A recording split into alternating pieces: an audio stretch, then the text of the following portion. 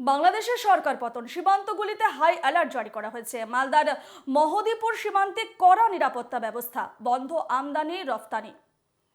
যে ছবি আপনারা দেখতে পাচ্ছেন, এই ছবি হচ্ছে মালদার মহদীপুর সীমান্তের ছবি এবং এই সীমান্তে বর্তমান কড়া নিরাপত্তা ব্যবস্থা গড়ে তোলা হয়েছে এবং বন্ধ আমদানি রফতানি। এ নিয়ে আমরা বিস্তারিত জানবো। আমাদের সঙ্গে সরাসরি রয়েছেন আমাদের প্রতিনিধি সুমিত ঘোষ। সুমিত, তুমি মালদার মহদীপুর সীমান্তে রয়েছে এবং সেখানে কড়া নিরাপত্তা ব্যবস্থা গড়ে তোলা হয়েছে, বন্ধ করে দেওয়া হয়েছে আমদানি রফতানি। কি ছবি, কি পরিস্থিতি সেখানে? দেখো রূপা, এই মুহূর্তে আমি দাঁড়িয়ে রয়েছি ভারত বাংলাদেশ সীমান্তের একেবারে আন্তর্জাতিক মহদীপুর স্থলবন্দরে এবং তোমাকে আমি দেখানোর চেষ্টা করবো কিছুক্ষণ আগে ভারত বাংলাদেশ সীমান্তের মহদীপুর স্থলবন্দরের যে গেট, সেই গেট খোলা হয়েছিল, তবে আপাতত এই গেট এখন বন্ধ করে দেওয়া হয়েছে এবং গতকাল বিকেলের পর থেকেই এই সীমান্ত দিয়ে আমদানি রপ্তানি কার্যত পুরোপুরি বন্ধ করা হয়েছে এবং তার পাশাপাশি যারা বাংলাদেশ থেকে ভারতে আসছেন বা ভারত থেকে বাংলাদেশে যাচ্ছেন তারা কিন্তু স্বাভাবিকভাবে যাতায়াত করছে।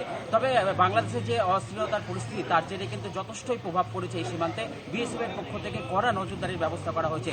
আর তার পাশাপাশি মালদা জেলায় প্রায় 172 কিলোমিটার তার ঘেরা রয়েছে এবং তার ঘেরার যে সমস্ত আউটপোস্টগুলি রয়েছে, সেই আউটপোস্টগুলিতেও কিন্তু বাড়তি নজরদারির ব্যবস্থা করা হয়েছে এবং এই সীমান্তে কিন্তু যথেষ্ট ছাপ পড়েছে। এখানকার যারা রয়েছেন একটু কথা বলে নেওয়ার চেষ্টা করবো। কি অবস্থা এখন সীমান্তের, মহদীপুর সীমান্তে? মহদীপুরে আমাদের ভারতীয় সাইডে আমরা স্বাভাবিক অবস্থায় আছি। আমাদের এখানে যারা ব্যবসা বাণিজ্যের সঙ্গে জড়িত আছি, আমরা অপেক্ষা আছি। বাংলাদেশ কর্তৃপক্ষের সঙ্গে টাইম টু টাইম আমাদের মোবাইলে কথাবার্তা চলছে। কিছুক্ষণের মধ্যে আশা করি ওদের থেকে একটা গ্রিন সিগন্যাল পাবো, কারণ গতদিন থেকে কিছু কাঁচা মাল, প্যারিসেবল পেঁয়াজ, কাঁচা লঙ্কা দাঁড়িয়ে আছে, সেগুলো আমরা ব্যবসায় খুব টেনশনে আছি, এগুলো যাতে সঠিকভাবে বাংলাদেশে প্রবেশ করানো যায় এবং তারা সুস্থভাবে আনলোড করে আছে, আমাদের ব্যবসায়িক উন্নতি হয়, এই চেষ্টায় আমরা সবাই এখন ব্যস্ত আছি। এখন কতজন আটকে পড়েছে, তাদেরকে ফেরানোর কোনো ব্যবস্থা? আমাদের গতদিন 142টা ট্রাক বাংলাদেশে প্রবেশ করানো হয়েছিল, তার মধ্যে 45টা পেঁয়াজের গাড়ি ছিল। তারা ম্যাক্সিমাম কিছু ড্রাইভার আমাদের ভারতে ফেরত আনা হয়েছে প্রশাসনের পক্ষ থেকে এবং কিছু ড্রাইভার যারা বহিরাগত, তারা গাড়ি ছেড়ে আসতে রাজি হয়নি, কারণে তারা এখনও 50 জনের মতো ড্রাইভার বাংলাদেশ পানামা পোর্টের বন্দরেই ভিতরে অবস্থান করছে। এই সীমান্ত দিয়ে কি এখন যাতায়াত করছেন? হ্যাঁ, বাংলাদেশ যারা ভ্যালিড প্যাসেঞ্জার আছে তারা এখনও বিষয়ে স্বাভাবিক আছে এবং কিছু পরিমাণে হয়তো কম, যেটা দিনে 300 থেকে 400 লোক যাতায়াত করতো, এখন সেটা 20-25 জন 30 জন লোক যাতায়াত করছে। কিছুক্ষণ আগে বিএসএফ এর পক্ষ থেকে গেট খোলা হয়েছিল, আবার বন্ধ করে দেওয়া হলো কেন? না, এটা জাস্ট সিকিউরিটি, যাতে কেউ অবাঞ্ছিতভাবে গেটে প্রবেশ না করে, সেই কারণে এটা বন্ধ করা হয়েছে। কিন্তু যখন আমদানি রপ্তানি উভয় পক্ষ আলোচনা সাপেক্ষে চালু হবে, তখন আমাদের বিএসএফ কর্তৃপক্ষ গেট পুনরায় খুলে দেবেন বলে প্রতিশ্রুতি দিয়েছেন। আমদানি রপ্তানি কি চালু হতে পারে? আমরা একটা উজ্জ্বল আশায় আছি, মানে খুব তাড়াতাড়ি হয়তো এই বিষয়ে আমরা সঠিক সিদ্ধান্তে যেতে পারবো।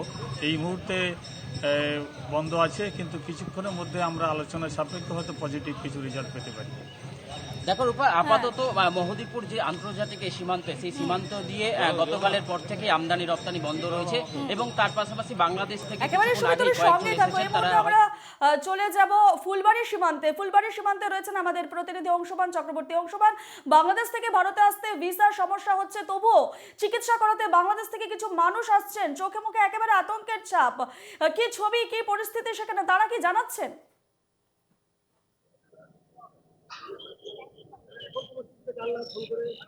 দেখো, একটা জিনিস কিন্তু পরিষ্কার যে বাংলাদেশে শেখ হাসিনার পতনের পর থেকে এপারে অর্থাৎ ভারত ভূখণ্ডে যেসব বাংলাদেশের বাসিন্দারা ছিল, তারা কিন্তু একে একে করে দেশে ফেরা শুরু করেছে এবং যারা এসছিল তারা কিন্তু অধিকাংশই এখানে চিকিৎসা সংক্রান্ত কাজে এসছিল।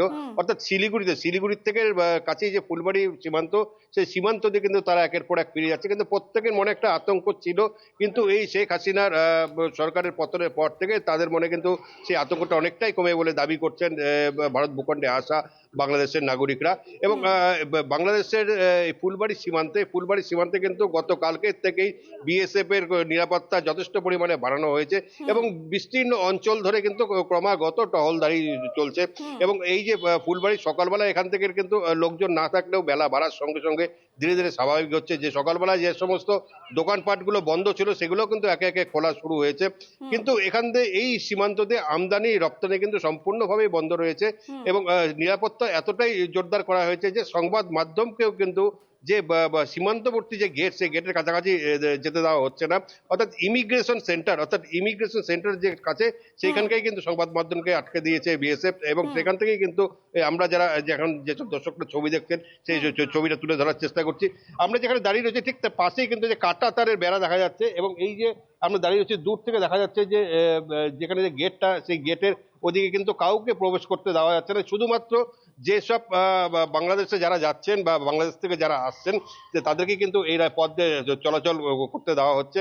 সব মিলে কিন্তু নিরাপত্তা ব্যবস্থা আঁটোসাঁটো, কিন্তু যেসব মানুষরা আমাদের এখানে ভারত ভূখণ্ডে আটকে ছিল, তারা অনেকটাই নিশ্চিন্ত যে তাদের দেশ বাংলাদেশে ফিরে যাওয়ার জন্য, এবং তারা কিন্তু প্রত্যেকেই জানাচ্ছেন যে যেই অবস্থা ছিল অবস্থাটা আশা করি কেটে যাবে, শান্তি ফিরে আসবে, একেবারে এই আমাদের আশা খবরে তাদের আবারও মনে আছে, নজর এবং থাকবে। তাই আমাদের তারা সঙ্গে দুজন প্রতিনিধি ছিল, মহদীপুর সীমান্ত থেকে ছিল আমাদের প্রতিনিধি সুমিত ঘোষ এবং ফুলবাড়ি সীমান্ত থেকে ছিলেন আমাদের প্রতিনিধি অংশমান চক্রবর্তী। তোমাদের দুজনকে আপাতত ধন্যবাদ জানাচ্ছি।